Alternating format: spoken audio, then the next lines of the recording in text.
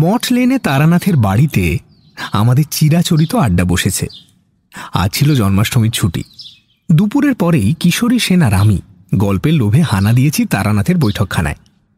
আমরা আসবার সময় মোড়ের দোকান থেকে কিনে আনা তারানাথের প্রিয় সিগারেট পাসিং শোয়ের প্যাকেটটা বাড়িয়ে দিলাম। এটা না হলে তারানাথের গল্পের মেজাজ আসে না। নানা রকম কথা হতে হতে নিজের ছোটবেলার গল্প বলতে আরম্ভ করল তারানাথ। সাধারণত সে নিজের পুরনো জীবন সম্বন্ধে কিছু বলতে চায় না, অন্তত সাধারণ পারিবারিক তথ্যগুলো আলোচনা করে না।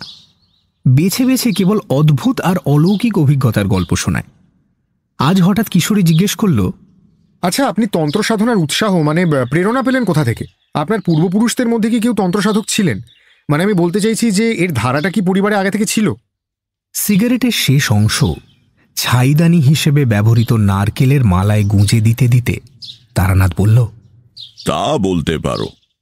একেবারে রক্তাম্বরধারী তান্ত্রিক কেউ না থাকলেও বাপ ঠাকুরদা প্রপিতামহের ভেতর অনেকেরই রীতিমতো সাধক শ্রেণীর মানুষ ছিলেন।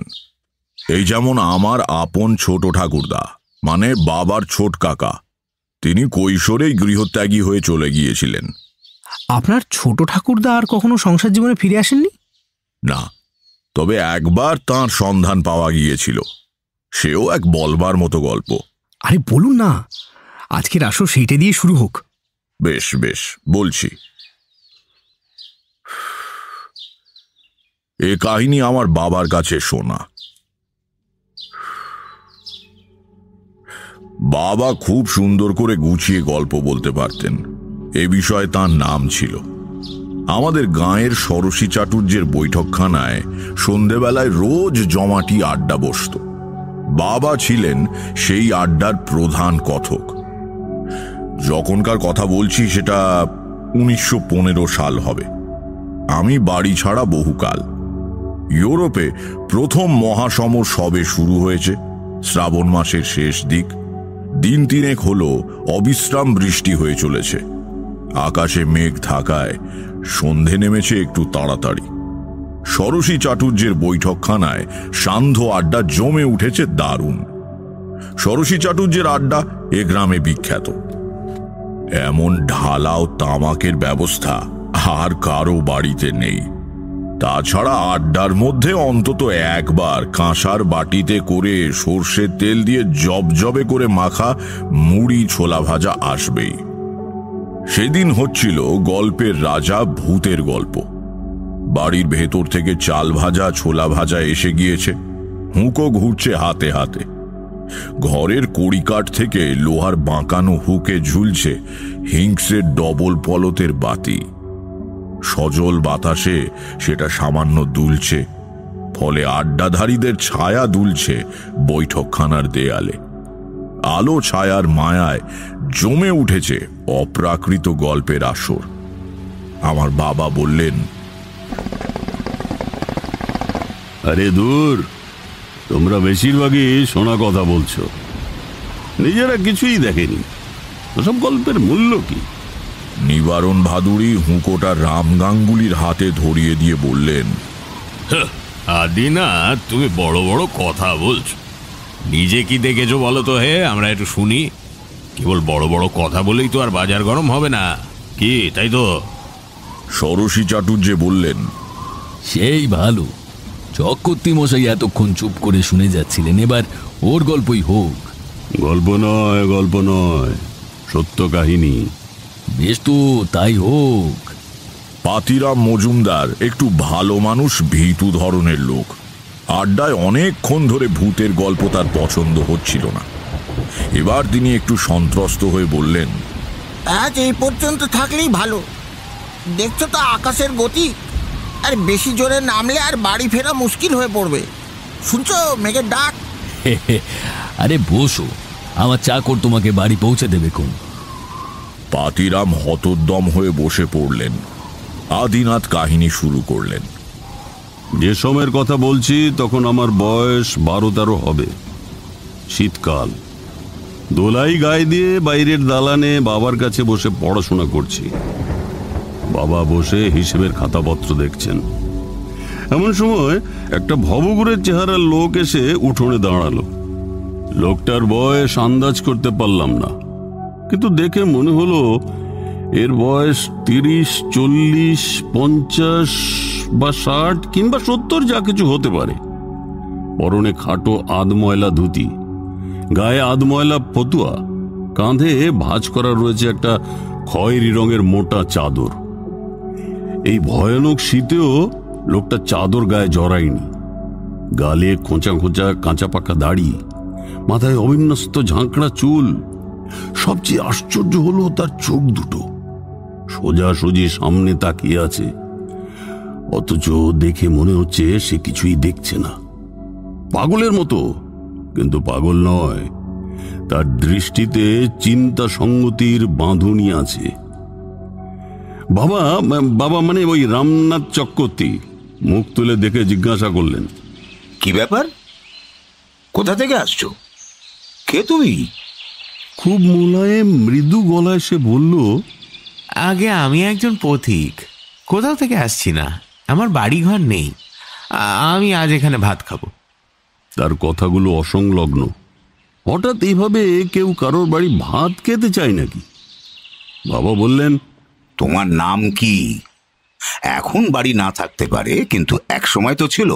মানুষ আকাশ থেকে পড়ে না। নিজের পরিচয়টা দাও। সে নিজের নাম বলল। বলল তার বাবা নাকি ছিলেন পণ্ডিত মানুষ, ঈশ্বরচন্দ্র সার্বভৌম। বাবা ছিলেন মানে কি? এখন তিনি কোথায়? সে ডানাতের তর্জনী উপরে তুলে দেখালো। বাবা লজ্জিত হয়ে বললেন, ও আচ্ছা আচ্ছা।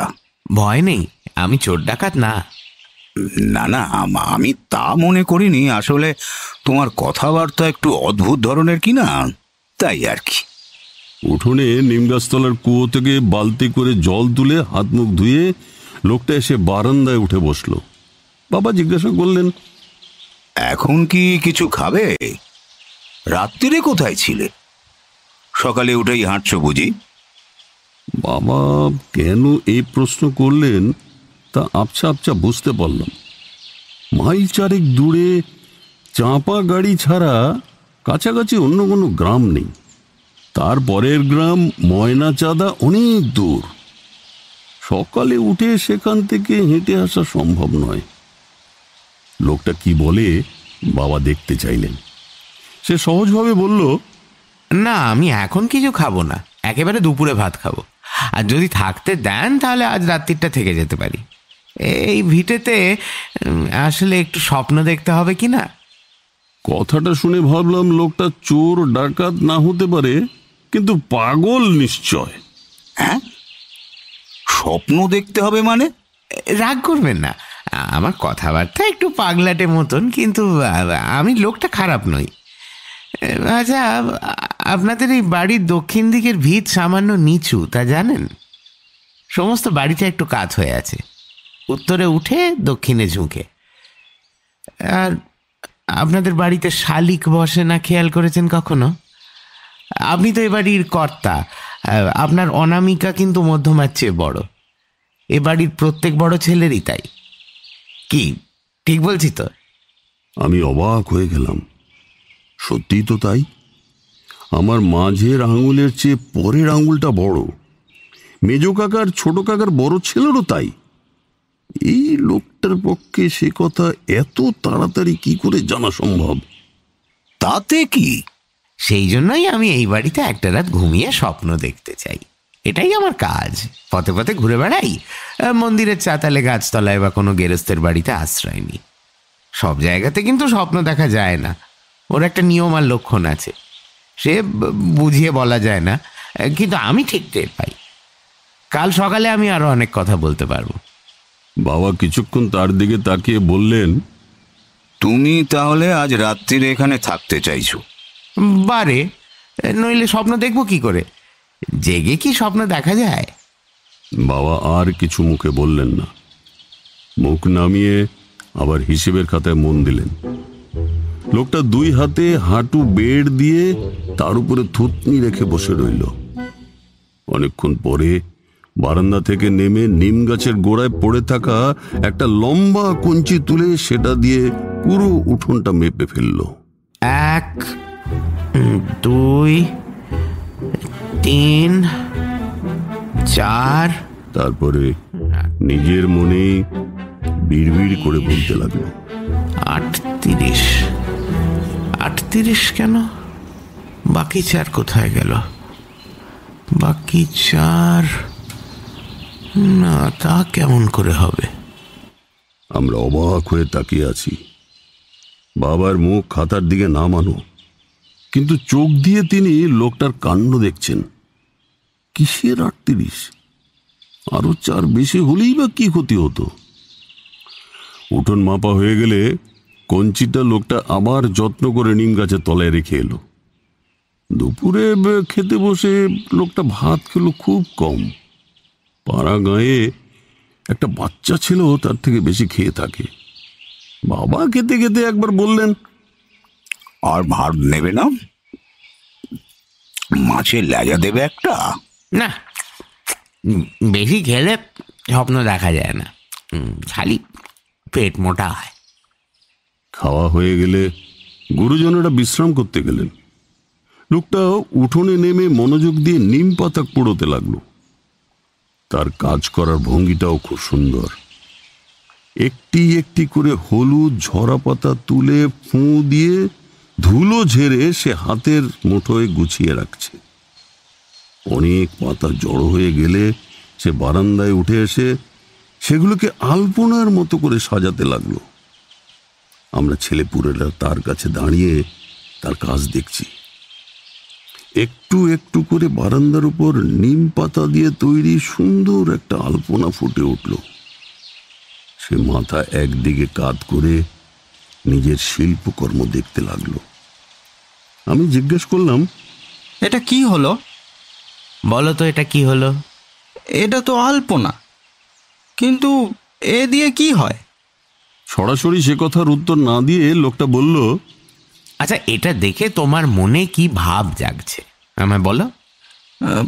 ভালো লাগছে, দেখতে সুন্দর বলে আনন্দ হচ্ছে। বাহ, তাহলে তো তুমি আসল জিনিসটাই বুঝে গেছো। এটা দিয়ে কিছু হয় না, ভালো লাগে তাই বানালাম। আমার খুব পছন্দ হয়ে গেল তাকে। তার কথার অর্থ সবটা বুঝতে না পারলেও বক্তব্যের সৌন্দর্য এবং গভীরতা আমাকে স্পর্শ করল। রাত্রিরে সে কিছু খেলো না, বলল, স্বপ্ন দেখার দিন রাত্রিরে মুখ এটো করতে নেই। বাবা বৈঠকখানার ভেতরে মশারি টাঙিয়ে বিছানা করে দিয়েছিলেন, কিন্তু সে শুলো উঠোনের পাশে বারান্দায়। আমি রাত্রিরে শুতাম মায়ের কাছে। ভেতর বাড়ির সেই শোবার ঘরের জানলা দিয়ে নাট মন্দিরের ওপাশের বারান্দা বেশ কিছুটা দেখা যায়। অনেক রাত্রে ঘুম ভেঙে একবার তাকিয়ে দেখি নাট মন্দিরের ওধারটা যেন খুব হালকা নীল একটা আলোয় উদ্ভাসিত হয়ে রয়েছে। আমার চোখে তখন গভীর ঘুম লেগে আছে। খাটের ওদিকে ঘুমন্ত মায়ের গভীর নিঃশ্বাসের শব্দ শুনতে পাচ্ছি। ঝিমঝিম করছে দুপুর রাত। সেই আবছা চেতনার মধ্যেও অবাক হলাম কিসের আলো ওখানে। ওদিকে তো বারান্দায় সেই অতিথি শুয়ে আছে। এইসব ভাবতে ভাবতে কখন যে ঘুমিয়ে পড়েছি জানি না। সকালবেলায় নাট মন্দিরে আসর বসলো ওই স্বপ্ন কাহিনী শোনার। মোটা মোটা থামের আড়ালে মা কাকিমারাও এসে দাঁড়িয়েছেন। স্বপ্ন দেখেছ তাহলে কাল রাত্রিরে? আগে হ্যাঁ, আমি জানতাম দেখতে পাবো। কি দেখলে? কর্তামশাই, প্রথমে একটা ভালো খবর বলি।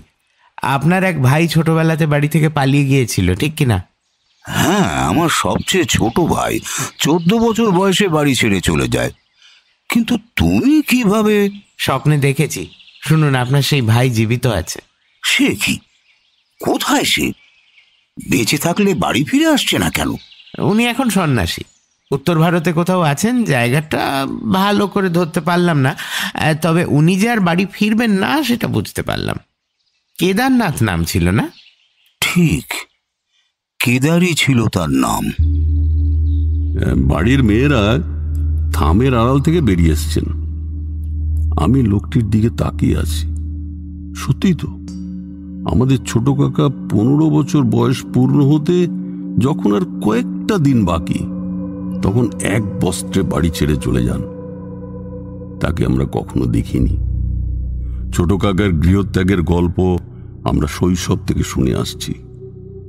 এর মধ্যে ঠাকুমাকে ধরে নিয়ে এসেছেন মেজ কাকিমা। রাম রাম রাম কই? অরাম, কে এসেছে? কি বলছে এরা? কি মা, এই যে আমি এখানে, কিন্তু তুমি কেন এখানে? মেজ বৌমা কি বলছে রাম? ছোটকুর খবর নাকি পাওয়া গেছে? মানে এই যে এই লোকটি বলছে ও কাল থেকে আমাদের বাড়ির অতিথি। ও নাকি স্বপ্ন দেখেছে ছোটকু বেঁচে আছে, ভালো আছে। তুমি দাঁড়িয়ে কাঁপছো কেন? বসো বসো এখানে। তুমি তুমি কি বাবা? মা, আমিও আপনার একটা ছেলে। তুমি জানতে পেরেছো ছোটকু বেঁচে আছে, ভালো আছে? হ্যাঁ মা। কি করে জানলে? মা, আমি ঠক জোচ্চোর কিংবা ধর্মের ব্যবসাদার হলে বলতাম বিশেষ ক্ষমতায় ডাকিনী যোগিনীকে বশ করে বা নানান রকম কঠিন প্রক্রিয়া করে জেনেছি। এবার এত টাকা দিন, তাহলে যাগযজ্ঞ করে সে ছেলেকে ফিরিয়ে আনবো। কিন্তু আপনাকে বাজে কথা বলবো না মা, ওসব কিছুই আমি জানি না। আমার একটা জন্মগত ক্ষমতা আছে, আমি স্বপ্নে অনেক কিছু দেখতে পাই। কাল রাত্রিরে এ বাড়িতে ঘুমিয়ে স্বপ্নে দেখে জানলাম আপনার ছোট ছেলের কথা। সে সে ফিরবে না বাবা? না মা, আর কেনই বা ফেরাবেন? তিনি ভালো আছেন, সন্ন্যাস গ্রহণ করে ঈশ্বরের আরাধনা করছেন। জানেন মা, হিন্দু ধর্মে বলে কোনো বংশের ছেলে সন্ন্যাসী হয়ে গেলে সেই বংশ পবিত্র হয়ে যায়। আনন্দ করুন মা, ছেলের গৌরবে আনন্দ করুন। বাবা, যদি আমার ছোটকু ভালো থাকে, শান্তি পেয়ে থাকে, তাহলে সে নাই বা ফিরলো, তার সুখেই আমার সুখ। তুমি এটুকু খবর যে দিলে, তার জন্য ভগবান তোমার মঙ্গল করুন। তুমি আমাকে মা বলে ডাকলে আমি আমি তোমাকে আশীর্বাদ করছি। মা, আপনি দেখবেন আপনার ছেলেকে? আমি দেখাতে পারি, কিন্তু কথা দিন তাকে ফিরে আসার জন্য আদেশ করবেন না। তাহলে হয়তো সে ফিরে আসবে, কিন্তু তার এতদিনের সাধনা নষ্ট হয়ে যাবে। জগতে মাতৃশক্তি একটা বিরাট শক্তি, কেউ তাকে লঙ্ঘন করতে পারে না। কথা দিন। দেখো ভাই, এটা একটু বাড়াবাড়ি হয়ে যাচ্ছে। মাকে সরল মানুষ পেয়ে তুমি। তুই থাম দেখি। বাবা বাবা, আমি কথা দিলাম, আমাকে আমাকে কি করতে হবে তুমি বলো। কিচ্ছু না, আপনি এখানে বসুন। মার মেজ কাকিমা তাকে ধরে আস্তে করে ঠাকুর দালানের মেঝেতে বসিয়ে দিলেন। সামনে বসে লোকটা ঠাকুমার হাত আলতো করে ছুঁয়ে বলল, এবার আমার দিকে তাকান। হ্যাঁ, মন শক্ত করুন মা, একদম হালকা করে দিন। সোজা আমার চোখের দিকে দেখুন, একদম সোজা। কি বলবো ভায়া, তখন 7 সকাল। আমরা অতগুলো লোক দাঁড়িয়ে, আমাদের সামনে ঠাকুমা ধীরে ধীরে ঘুমিয়ে পড়লেন।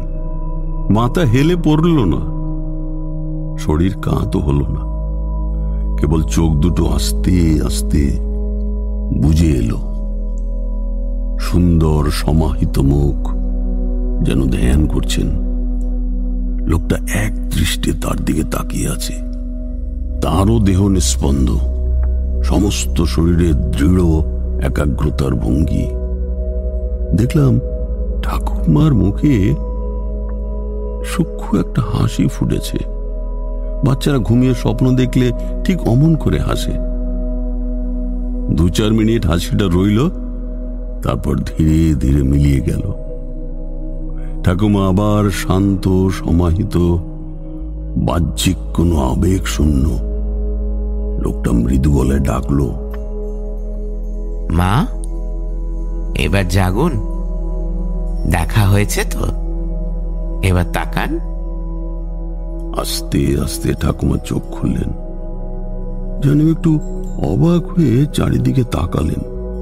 কোথায় রয়েছে বুঝতে না পারলে মানুষ যেভাবে তাকায়, তারপর সামনের লোকটিকে দেখে তার মুখ খুশিতে উজ্জ্বল হয়ে উঠল।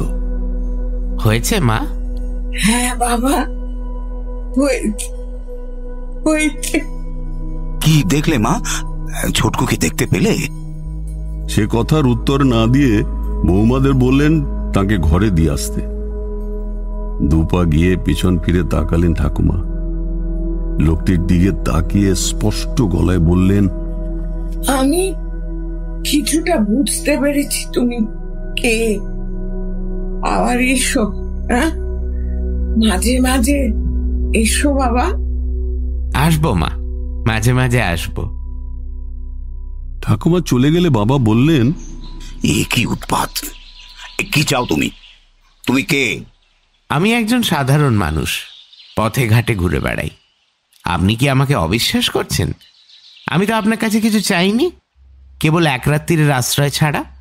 মাকে তুমি কি দেখালে? মাও তোমাকে কি বলে গেলেন বুঝলাম না। এর মানে কি? কিছুই না, উনি বুড়ো মানুষ, ছেলে নিরুদ্দেশ হয়ে যাওয়ায় ওর মনে দুঃখ রয়েছে। সে দুঃখ মা ছাড়া কেউ বোঝে না। ওকে যদি একটু আনন্দ আর স্বস্তি দিতে পেরে থাকি, তাতে কি ক্ষতি হয়েছে বলুন? তা নয়, কিন্তু মাকে কেন হঠাৎ? মানে বলছি যে হঠাৎ তো নয়, কারণ আছে। বললে যদি রাগ না করেন তাহলে বলতে পারি। বলো। রাগ করার মতো কথা নিশ্চয়ই বলবে না। আপনার মা আর বেশি দিন বাঁচবেন না। সে তো জানা কথাই, উনি বুড়ো হয়েছেন, 85 বছর বয়স। এটা আর তুমি নতুন কথা কি বললে? আজ পৌষ মাসের 3 তারিখ, এই ফাল্গুন মাসের 15ই শুক্ল ত্রয়োদশীর দিন সকালে উনি চলে যাবেন। ছেলের খবর জানতে পারলেন না, এই কষ্ট নিয়ে যেতেন, তাই ওকে একটু আনন্দ দিয়ে গেলাম। তুমি তো অদ্ভুত লোক। আমার বাড়িতে অতিথি হয়ে আমারই মায়ের মৃত্যুর কথা বলছো। জানো, তোমাকে আমি ইচ্ছে করলে... ওই দেখুন, আপনি রাগ করবেন না বলে কথা দিয়েও রাগ করছেন। কিন্তু আপনাদের সবাইকে রেখে ভগবানের নাম করতে করতে মা পুণ্যবতীর মতো চলে যাবেন, এর চেয়ে ভালো আর কি হতে পারে? দেহ ধারণ করলে একদিন ছেড়ে যেতে হয়, কেউই চিরজীবী না। আর আমার এই কথা যদি না ফলে তাহলে তো ভালোই, প্রাণ ভরে আমাকে তখন গালাগাল দেবেন। তুমি আমাকে দেখাতে পারো? আমি যদি ছোটকুকে দেখতে পাই তাহলে বিশ্বাস করি। পারো দেখাতে? আপনাকে বিশ্বাস করাবার কোনো দায় আমার নেই। আপনি আমাকে অবিশ্বাস করলে তাতে আমার কিছু এসে যাবে না। অকারণে শক্তির অপব্যয় করতে নেই। তার মানে তোমার মধ্যে কোথাও ফাঁকি আছে, তুমি চালাকি করছো। আপনার মা কিন্তু তা মনে করেন না। আচ্ছা, একটা কাজ করা যাক, আপনার বংশের একটা হারানো জিনিসের সন্ধান আপনাকে দিয়ে যাই, তাহলে হয়তো আমাকে আর পুরোপুরি জোচ্চোর মনে হবে না। কেমন? কি জিনিস? 3 পুরুষ আগে আপনাদের বংশে একটা অষ্টধাতুর বিষ্ণু মূর্তি ছিল, জানেন কি? হ্যাঁ, ঠিক কথা। 3 বা 4 পুরুষ কেন, আরো বহু বহু বছর আগে থেকে সে মূর্তি আমাদের গৃহদেবতা হিসেবে পুজো করা হতো। কিন্তু বর্গির হাঙ্গামার সময় সে মূর্তি আমার পূর্বপুরুষেরা কোথাও লুকিয়ে ফেলেন অথবা হারিয়ে যায়, আর পাওয়া যায়নি। তুমি তুমি কি বলতে চাও? আমি জানতে পেরেছি সে মূর্তি কোথায় আছে। আপনার লোকেদের কাউকে একটা বলুন, একটা শাবল নিয়ে আমার সঙ্গে আসতে। আপনারাও আসুন। ঠাকুর দালান থেকে নেমে দেউরির ভেতর দিয়ে লোকটি উঠোনে গিয়ে নামলো। পেছনে পেছনে বাড়ির সবাই মিছিল করে চললাম। সে এমনভাবে হাঁটছে যেন সে একেবারে নিশ্চিতভাবে জানে কোথায় যেতে হবে। বাড়ির উত্তর দিকের ভিতের কোণায় এসে থামল। গদাধর নামে আমাদের একজন কর্মচারীর হাতে ছিল শাবল। সে তাকে বলল, এইখানে ভিত খোঁড়ো। মাটি কতটা খুঁড়তে হবে? মাটি নয়, দেওয়ালের গা থেকে 3-4টে ইট খসাতে হবে, এই জায়গায়। সে কি কথা? ভিতের ইট খসালে বাড়ির ক্ষতি হবে না? কিচ্ছু হবে না, কয়েকটা ইট মাত্র। কালী রাজমিস্ত্রিকে ডেকে গাঁথিয়ে নেবেন। কিন্তু এখানটাতেই খুঁড়তে হবে কেন? কারণ এ বাড়ি উত্তরে উঁচু, আর এইখানে উত্তরের ভিতের শেষ। এখানে শ্রী বিষ্ণু রয়েছেন বলে এদিকটা সময়ের সঙ্গে সঙ্গে মাটিতে বসে যায়নি। জানেন তো যে জমির ওপর বাড়ি তৈরি তার রকম অনুযায়ী 50, 100 কি 150 বছরের ভিত সামান্য কিছুটা বসে যায়। আপনাদের বাড়িতেও তাই হয়েছে। কেবল বিষ্ণুর অধিষ্ঠানের জন্য উত্তর দিক সামান্য উঁচু। তাছাড়া তখন মাপলাম 42 হাত হলো না তো, সদর দরজা থেকে 38 হাত মাত্র। তাই এখানেই নিশ্চয়ই থাকবে, না হলে আরো 4 হাত ওদিকে হতো। তুমি কি মাঝে মাঝে বলো, তার কোনো মানে হয় না। কিসের 4 হাত কম? ও একটা হিসেব, আপনাকে বোঝাতে পারবো না। নিন, শুরু করতে বলুন। ভিতে প্রথমে শাবলের ঘা পড়তেই আমরা সবাই ঘন হয়ে ভিড় করে গদাধরকে ঘিরে দাঁড়ালাম। গদাধর আলতো করে গাঁথুনির জোর আলগা করছে, আর আমরা রুদ্ধ নিঃশ্বাসে অপেক্ষা করে আছি।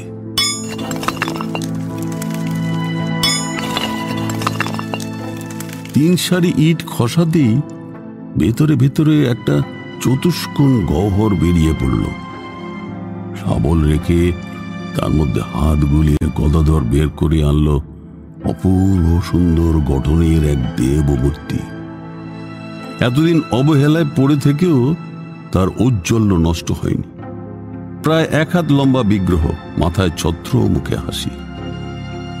বাবা গদাধরের হাত থেকে মূর্তিটা নিয়ে 2 হাতে মাথায় ধরে বলতে লাগলেন, জয় জয় শ্রী বিষ্ণু দেবতা, জয় শ্রী বিষ্ণু, জয় শ্রী বিষ্ণু। কাকারাও তার সঙ্গে বলতে লাগলেন, জয় জয়। কাকিমারা উলো দিয়ে উঠলেন। বাবা বিষ্ণু মূর্তি মাথায় করে বাড়ির মধ্যে নিয়ে চললেন। সেটি তখনকার মতো ঠাকুর ঘরে রাখবার জন্য পাঠিয়ে দেওয়া হলো। মেয়েরা ভিতরে চলে গেলেন। অমরের হাত ধরে বাবা বললেন, ভাই, তুমি আমাকে মার্জনা করো। জানি না তুমি কে, কোথা থেকে এসেছো, জানতেও চাই না। তোমার আশ্চর্য ক্ষমতার কথা আমি স্বীকার করলাম।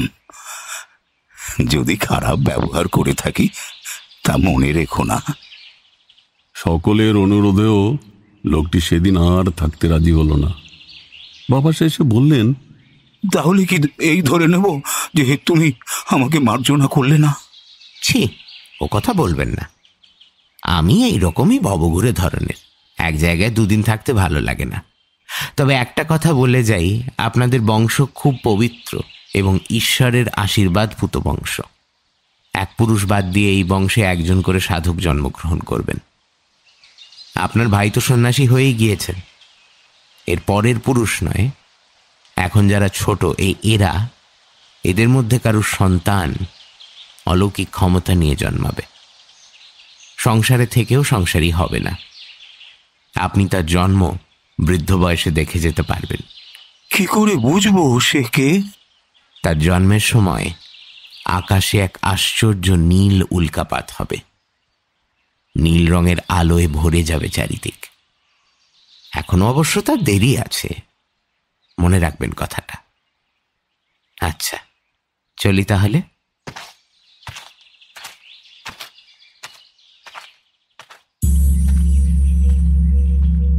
উঠোন পেরিয়ে সদর দরজা পেরিয়ে সে চলে গেল। সঙ্গে সে একটা রহস্যের পরিবেশ নিয়ে এসেছিল। সে চলে যাওয়ার পরও সেটা কিন্তু থেকে গেল। 15ই ফাল্গুন সকাল থেকে বাড়ির সবাই ঠাকুমার দিকে সতর্ক নজর রেখে বসে রইল। তার ভবিষ্যৎবাণী তাকে কেউ জানায়নি। তিনি ঘুম থেকে উঠে স্নান সেরে বাগানে ঘুরে ঘুরে ঠাকুর পুজোর জন্য ফুল তুললেন। তারপরে পুজোয় বসলেন। পুজো হয়ে গেলে অপুর হয়ে গৃহদেবতাকে প্রণাম করলেন এবং আর উঠলেন না। প্রণামরত অবস্থায় তার মৃত্যু হল।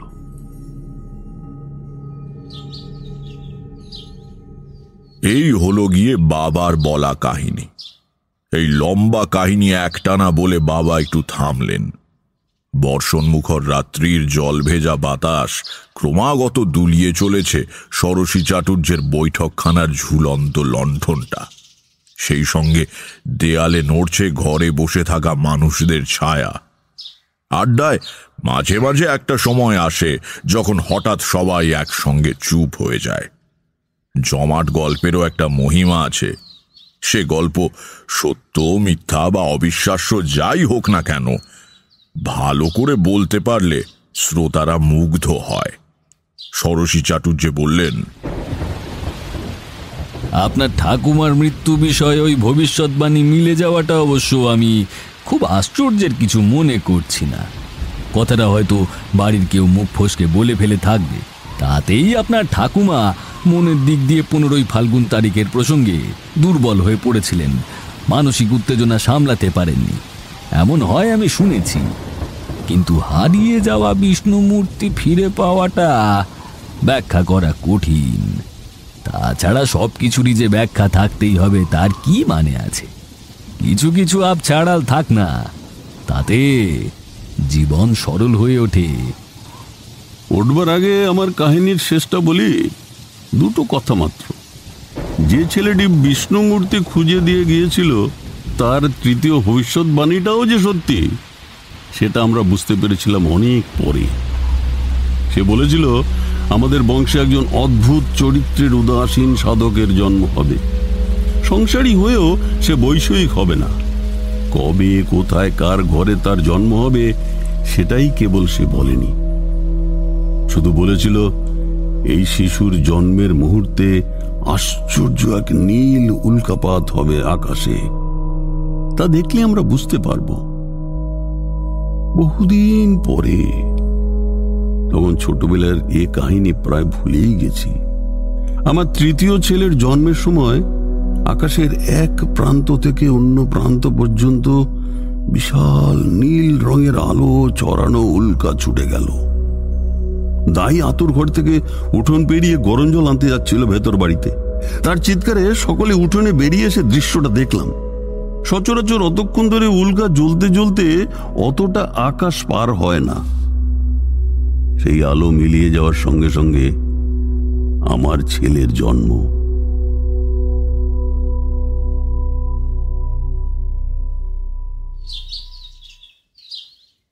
আপনি তো আপনার বাবার তৃতীয় সন্তান, তাই না? তার মানে আপনার জন্মের সময় ওই নীল উল্কা দেখা গেছিল? তেমনটাই তো শুনেছি। অল্প বয়সে বাড়ি থেকে উধাও হয়েছিলাম। মাঝে মাঝে বাড়ি ফিরে আসি, তবে সে খুবই কম। ওই ভবঘুরেমির সময়টা আমার যে কি সুন্দর কেটেছে তার কি বলবো। কোনো পিছু টান নেই, দায় দায়িত্ব নেই, কেবল বিরাট এই পৃথিবীর পথে পথে ঘুরে বেড়ানো।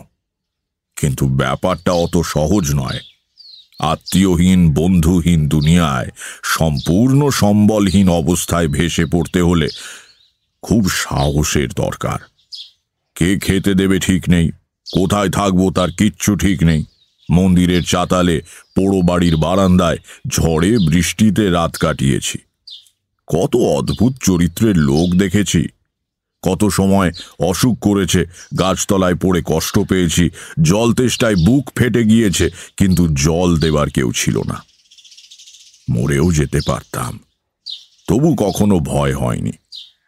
মৃত্যুকে সাধারণ মানুষের দৃষ্টিতে দেখিনি, দেখেছি ঈশ্বরের তৈরি এই জগতের একটা অবশ্যম্ভাবী পরিণতি হিসেবে, যে পরিণতিতে ভয়ের কিছু নেই, আছে স্রষ্টার অপার করুণা।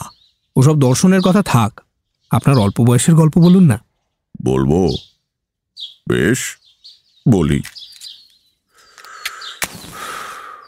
আগে বলে রাখি, এই যে কাহিনী বললাম, এই কাহিনী বাবা যখন ষোড়শী চাটুর্যের আড্ডার আসরে বলছেন, তখন আমি কিন্তু বাড়ি ছেড়ে বেশ দূরে। এই কাহিনী আমার তখনও জানা নেই। বাঁকুড়ার ইন্দাস অঞ্চলে ঘুরে বেড়াচ্ছি। সারাদিন হাটে মাঠে ঘুরি, রাতে যেখানে হোক আশ্রয় নিই। সেদিন বিকেল থেকে আকাশে মেঘের ঘনঘটা। বেশি পথ না হেঁটে আলো থাকতে থাকতে একটা ছোট গ্রামের সীমানায় শিব মন্দিরের চাতালে আশ্রয় নিয়েছি। গায়ে উড়ুনি, পায়ে খড়ম এক পৈতেধারী বুড়ো মতো লোক দেখি মন্দিরের সিঁড়ি দিয়ে নেমে কোথায় যাচ্ছে। মনে হলো এখানকার পূজারি। এগিয়ে গিয়ে বললাম, আগে এখানে রাত্রিটা একটু থাকা যাবে? লোকটি একান্ত নীরস এবং অমিশুক প্রকৃতির। কিছুক্ষণ আপাদ মস্তক আমাকে ভালো করে দেখে সে শুকনো গলায় বলল, থাকতে ইচ্ছালে থাকো, আমাকে জিজ্ঞাসা করার কি প্রয়োজন? না, ভাবলাম আপনি বোধহয় এই মন্দিরের পূজারী, কাজেই আপনার অনুমতি নেওয়াটা। কিচ্ছু দরকার নেই, আমি এখানকার পুরোহিত বটে, কিন্তু নাট মন্দিরে যে কোনো যাত্রী আশ্রয় নিতে পারে। তবে হ্যাঁ, এখানে অতিথিশালা নেই, খাবার দেওয়ার ব্যবস্থাও নেই। থাকার মধ্যে ওই নাট মন্দির, থাকতে চাইলে থাকো। সে তো তারপর চলে গেল। আমার পথ হাঁটার সম্বল বলতে একটা ঝোলা, তার মধ্যে একখানা ঘটি, গায়ের চাদর, একখানা রুদ্র ডামরের পুঁথি, কয়েকটা বাবলা ডালের দাঁতন কাঠি আর 1 টাকা 12 আনা পয়সা। এর বেশি কিছু প্রয়োজনও বোধ করিনি কখনো। পঞ্চমুণ্ডির আসনে বসা এক হিন্দি ভাষী সাধু শিক্ষা দিয়েছিলেন আগামীকালের জন্য কোনো সঞ্চয় না করতে। তার উপদেশ মনের মধ্যে গেঁথে গিয়েছিল। আজ পর্যন্ত সেই অভ্যেস বজায় রেখেছি। এদিকে ক্রমেই আকাশ মেঘে অন্ধকার হয়ে আসছে। ঝোলা সহ নাট মন্দিরের ওপর উঠে একখানা থামের গোড়ায় গুছিয়ে বসলাম। থামে হেলান দিয়ে পা ছড়িয়ে আরাম করে বসলাম।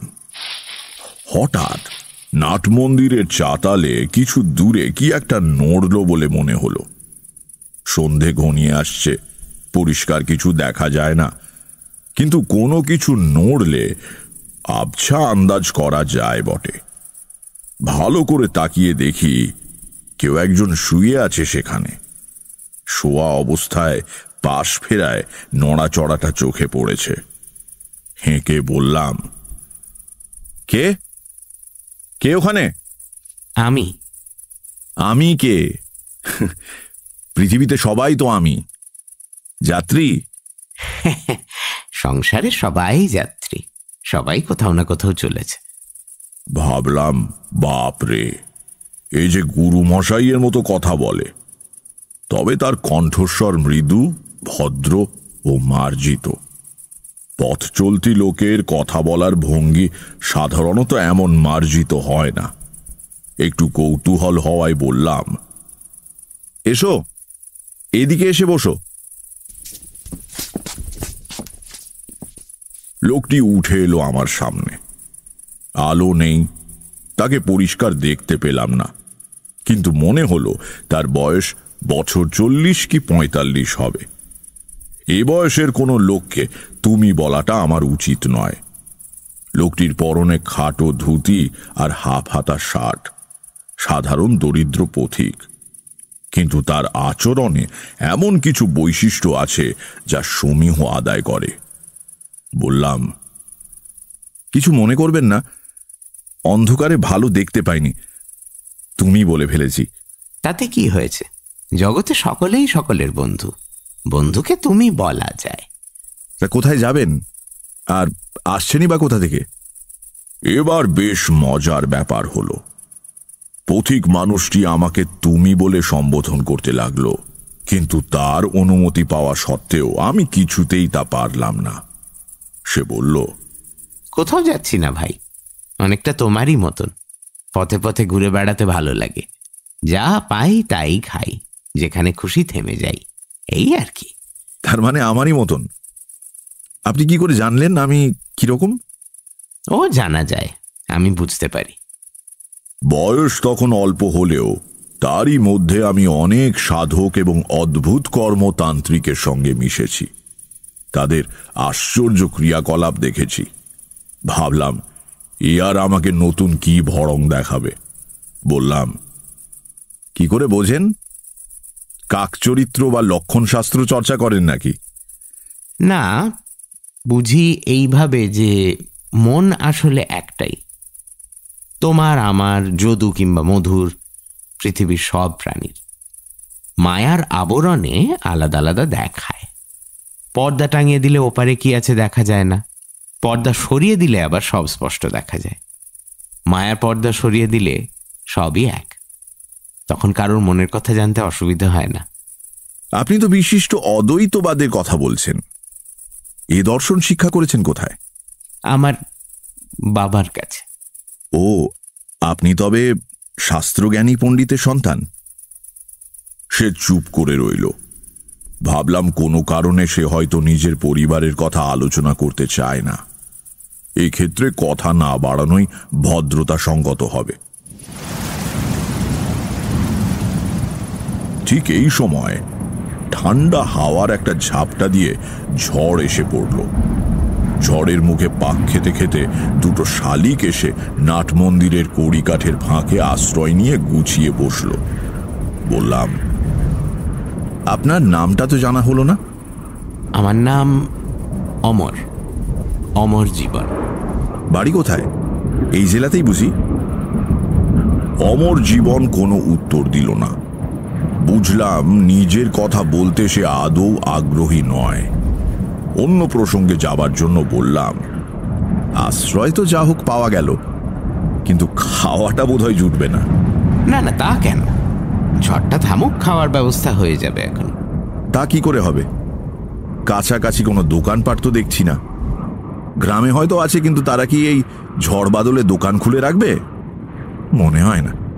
রাত্রিরে কি খাও তুমি, ভাত না রুটি? আমি ঠিক সন্ন্যাসী না হলেও পথে ঘুরছি অনেক দিন, সবই অভ্যেস আছে। বেশ বেশ ভালো, খাবার এসে যাবে।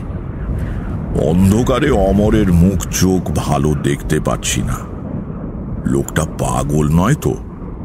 কোথায় খাবার? কালকেই আমি এখানে ছিলাম, স্বপ্নে দেখলাম আজ তুমি আসবে, তাই একটা দিন বেশি থেকে গেলাম। এমনিতে আমি দুরাত্রির কোথাও থাকি না। ভাবলাম নিশ্চয়ই পাগল। গতকাল রাত্রিরে স্বপ্ন দেখেছে আজ আমি এখানে আসব। বদ্ধ পাগলা ছাড়া আর কি। আপনি জানতেন আমি এখানে আসব? হ্যাঁ। স্বপ্নে দেখেছেন? হ্যাঁ, স্বপ্ন দেখার প্রয়োজন হলে আমাকে নির্দিষ্ট জায়গায় পৌঁছে সেখানে থাকতে হয়। মনে মনে ভাবলাম, বেচারি, এমনিতে বেশ ভালো লোকটা, ভদ্র আর মিষ্টি কথাবার্তা, দোষের মধ্যে পাগল। এরপরই অমর জীবন হঠাৎ আমার দিকে তাকিয়ে বলল, তুমি বাড়ি চলে যাও। তার মানে? বাড়ি যাব কেন? কিছু না, ভবঘুরে জীবন ত্যাগ করে সংসারে ফিরে যেতে বলছি না, সে যখন সময় হবে যাবে। তোমার নিজের ভালোর জন্য বলছি, কয়েকটা দিনের জন্য বাড়ি যাও। আচ্ছা, বিপদ তো। হ্যাঁ, কিন্তু কেন? মনে করো না আমি তোমার বন্ধু, আমি অনুরোধ করছি তাই যাচ্ছ? তার কথাগুলো একটু কেমন কেমন, কিন্তু গলার স্বরে একটা ব্যক্তিত্বপূর্ণ দৃঢ়তা আছে। তার কথা মনোমতো না হলেও অকস্মাৎ উড়িয়ে দেওয়া যায় না। তখনকার মতো তাকে শান্ত করার জন্য বললাম, আচ্ছা আচ্ছা, সে দেখা যাবে খন। বিড়ি চলে?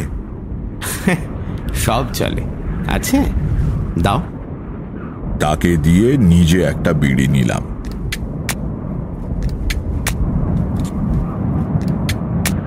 বাতাসের দাপটে 4-5টা কাঠি নষ্ট করেও ধরাতে পারছিলাম না।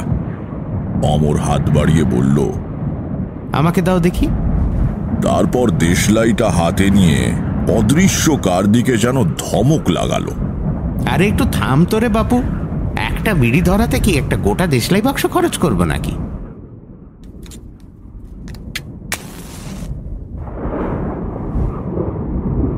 কাকতালীয় কিনা জানি না, হাওয়ার ঝাপটা সামান্য কয়েক মুহূর্তের জন্য কমে গেল। ঝড় চলতে চলতে এরকম অবশ্যই হয়, তবু মনে রেখাপাত করলো জিনিসটা। দেশলাই ফেরত দিয়ে অমর বলল, সব কিছুর ব্যাখ্যা চাইতে নেই, ব্যাখ্যা হয়ও না। তার চেয়ে সরল বিশ্বাস অনুযায়ী কাজ করা ভালো, আদেশ পেলে পালন করা ভালো। আদেশ কে পাঠায়? তা জানলে তো সব সমস্যা মিটেই যেত। আপনার কাছে আদেশ পৌঁছয় কেন? আপনি কে? বিড়িটা ভালো, খুব নরমও না খুব কড়াও না, বেশ মিঠে কড়া ধরনের। কোত্থেকে কিনেছ? খাওয়ার পর আর একটা দিও তো।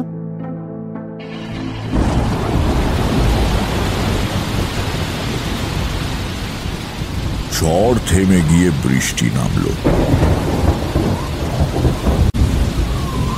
চলল বেশ কিছুক্ষণ।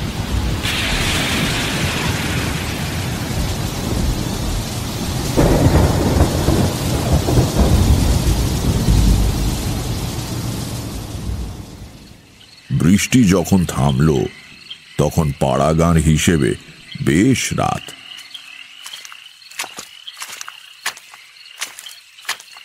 দেখি পথে জমা জলে ছপ ছপ করে কি একজন হেঁটে এসে নাট মন্দিরে উঠল। সামনে ঝুঁকে অন্ধকারে ঠাহর করার চেষ্টা করে ডাকলো, ঠাকুর মশাই, ও ঠাকুর মশাই। এই যে আমি এখানে, দাও। কাছে আসার পর দেখলাম লোকটির হাতে একটা বড় শালপাতার ঠোঙা। সে ঠোঙাটা অমরের দিকে দিতে দিতে আমাকে দেখে বলল, আর এক মূর্তি এসে দেখছি, তা হয়ে যাবে খন দুজনে। দাঁড়াও, খাবার জল দিয়ে যাই। নতুন লোক জল আনতে গেলে পুকুর ঘাটে আচার খাবে। মন্দিরের চাতালে রাখা একটা মাটির কলসি নিয়ে লোকটি অন্ধকারে কোথায় চলে গেল। অমর বলল, মন্দিরের পেছনেই একটা পুকুর আছে, সেখানে গেল জল আনতে। ভালো পরিষ্কার জল। খাবার ব্যবস্থা হয়ে যাবে বলেছিলাম, তো খাবার তো এসে গেল। এর ভেতর কিন্তু অলৌকিক কিছু নেই। এই লোকটির একটি ময়রার দোকান আছে গ্রামে। গতকালও আমাকে খাবার দিয়ে গিয়েছিল। অতিথি সেবা করতে ভালোবাসে। পয়সা দিতে চেয়েছিলাম, নেয়নি। আজকের খাবারও দিতে বলা ছিল। যা খাবার দেয় তা আমি একা খেতে পারি না। আজও দুজনের হয়ে যাবে এখন। দেখি কি দিয়েছে। শালপাতার ঠোঙা খুলে দেখা গেল ভেতরে গোটা 15 বড় মাপের পুরি, আলুর তরকারি আর অনেকখানি মোহনভোগ। দেশি ঘি দিয়ে তৈরি। দারুণ গন্ধ বেরুচ্ছে।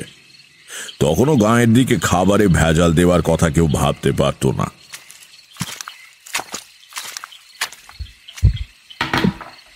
জল ভরে মেটে কলসি নিয়ে এলো ময়রা। অন্ধকারে গল্প করা যাবে, কিন্তু খাওয়া যাবে না। মোমবাতি বেশি পুড়িয়ে লাভ নেই। এসো খেয়ে নেওয়া যাক। অমর খুব কম খায়। মাত্র 4খানি পুরি সে খেলো, বাকি সবগুলো খেতে হলো আমাকে। অবশ্য পথ হেঁটে আমার খিদেও পেয়ে গিয়েছিল।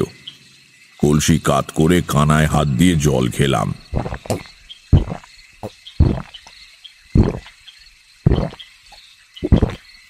তারপর মোমবাতি নিভিয়ে দিয়ে অমর বলল,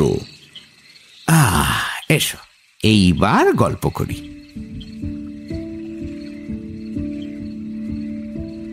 অন্ধকারের ভেতর থেকে তার কণ্ঠস্বর ভেসে আসতে লাগলো।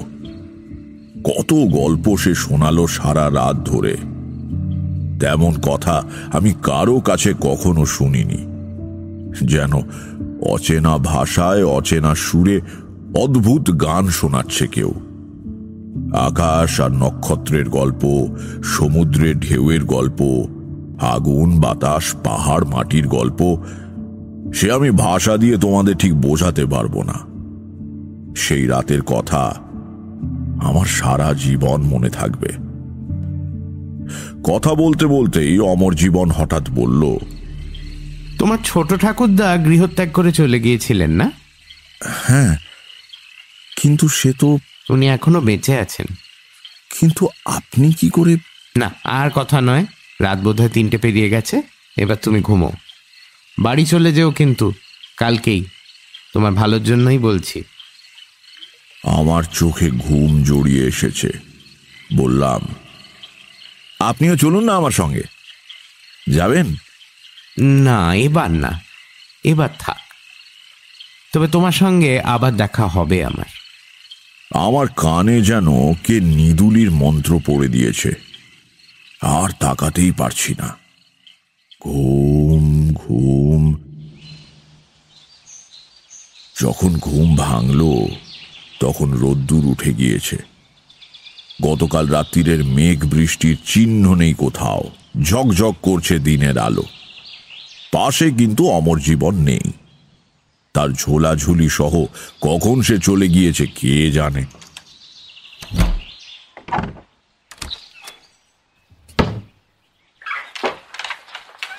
কাল সন্ধেবেলা দেখা সেই পুরোহিত এসে মন্দিরের দরজা খুলে সকালের পুজোর উদ্যোগ করছে। আমার দিকে আড়ে আড়ে তাকালো কবার।